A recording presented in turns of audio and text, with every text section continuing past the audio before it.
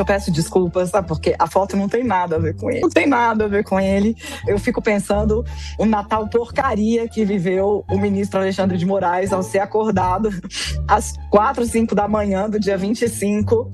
Olha, ministro, o Silvinei fugiu. Gente, a pessoa que tenta entrar no Paraguai com o passaporte paraguaio falsificado e é pega, realmente, tá vendo, Josias? É o tipo de coisa que eu disse, né? Só o roteirista de Brasil nos proporciona esses momentos. Mas eu queria trazer aqui uma apuração que o Fábio Serapião colocou no ar, mas para o nosso All News eu fui tentar, por minha própria conta e risco, entender com a Polícia Federal o que tinha acontecido. Porque a minha dúvida era, a Polícia Paraguaia olhou esse passaporte e falou, no puede ser, no hay, no existe, ou foi a PF que alertou e tal, e aí fui na minha fonte da Polícia Federal, eu falei, me ajuda a tirar uma dúvida. A Polícia do Paraguai percebeu que o passaporte era falso ou o identificou pelo alerta da PF? E aí a fonte me responde, Daniela, um conjunto de fatores, dentre os quais, começamos, a nossa intensa troca de informações com a Polícia Paraguaia, por meio do adido policial do Brasil em Assunção, a capital do Paraguai. Quem é esse personagem? É o cara que faz a ponte direta, como se fosse a diplomacia entre as polícias do Brasil, a Polícia Federal do Brasil e a Polícia Federal do Paraguai. 2,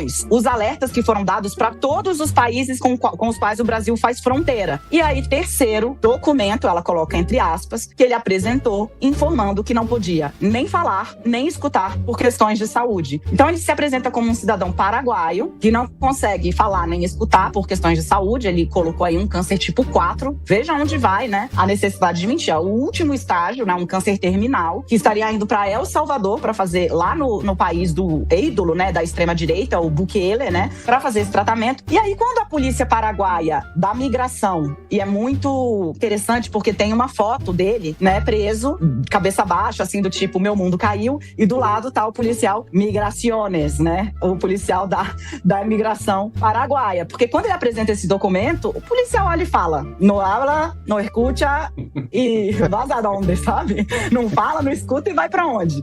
Esquisitíssimo. E eu trago aqui uma ultimíssima curiosidade também. Eu cheguei e o Fábio Serapião, por favor, convido todo mundo, vá depois no portal do UOL para ver as reportagens do Serapião. Ele pegou o documento que o Silvinei apresentou. E tem lá, Dr. Carlos Sodré de Oliveira, CRM, tal, Paraná. O Conselho Federal de Medicina nos dá a possibilidade de consultar os cadastros dos médicos. Até o nome do médico é falso. Eles pegaram o CRM de um nutrólogo. Luiz Gustavo Candioto, você teve o seu CRM usado ilegalmente num documento. Para fugir, o que já é um crime, da condenação que já teve, o Silvinei cometeu outros crimes além da tentativa de fuga. Ele falsificou laudo médico, ele falsificou passaporte, ele fez violação da tornozeleira eletrônica. Enfim, o cidadão ainda vai conseguir abrir novos processos contra si. Veja só, que loucura. Sabe o que isso me lembrou muito? O caso do Collor, que foi muito utilizado pelos bolsonaristas mais radicais para combater a decisão de prisão preventiva de Bolsonaro, quando só se sabia que a tornozeleira tinha falhado. Lembra, Mauro? Mas a do Collor ficou 30 horas e ninguém fez nada, né? Na verdade, até depois se vê que aquele vídeo, né, em situação bastante deprimente, né, com o presidente dizendo que meteu um ferro quente, por curiosidade, na tornozeleira, que tinha começado às 5 da tarde, e aquilo ali já era meia-noite, né?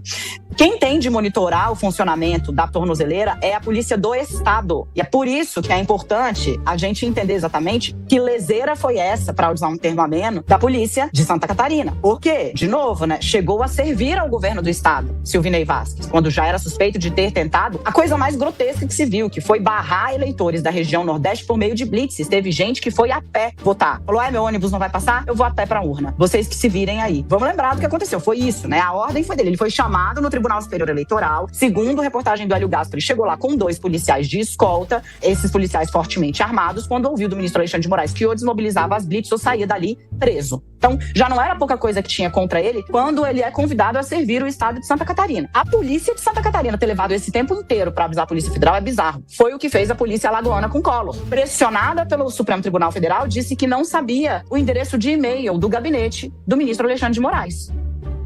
Então, assim, São questões esdrúxulas que colocam o sistema de vigilância penal de um estado inteiro, que se diz um estado seguro. É seguro para quem? Para aqueles que uma vez foram próximos ao governador? Não é, porque este é condenado a mais de 20 anos de cadeia. Goste-se ou não, foi a decisão do Supremo Tribunal Federal, né? Para ele não foi seguro. É um condenado por crimes graves, atentado à democracia, tentou violar o direito ao voto de nordestinos em dezenas de cidades, né? Isso comprovadamente aconteceu, estávamos todos lá no dia do segundo turno e conseguiu aí, como disse o Josias, chegar até a barreira da imigração no aeroporto paraguaio e a imigraciones disse no, aqui no.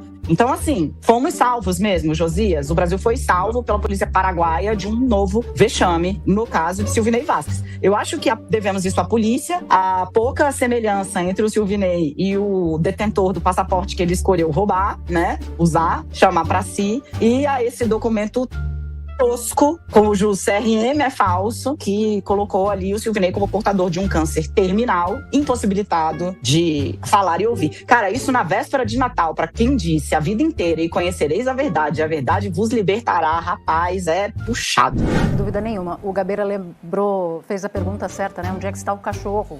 E o Milton Vital, que é o nosso diretor de TV, se lembrou de outra coisa, Gabeira. Em geral, o cão-guia é o labrador, o golden, mas pitbull não é na lista aqui apontado como cão-guia.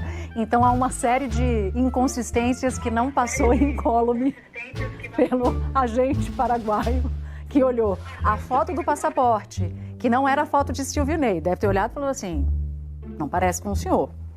Depois o cão-guia, que não é um labrador, é um pitbull. Falou, tem alguma coisa aqui errada, porque esse cão-guia parece que não é o caso. E ele que dizia numa carta assinada por um médico que também não era médico daquela especialidade, dizendo que ele tinha um câncer grave, que ele não falava e nem escutava.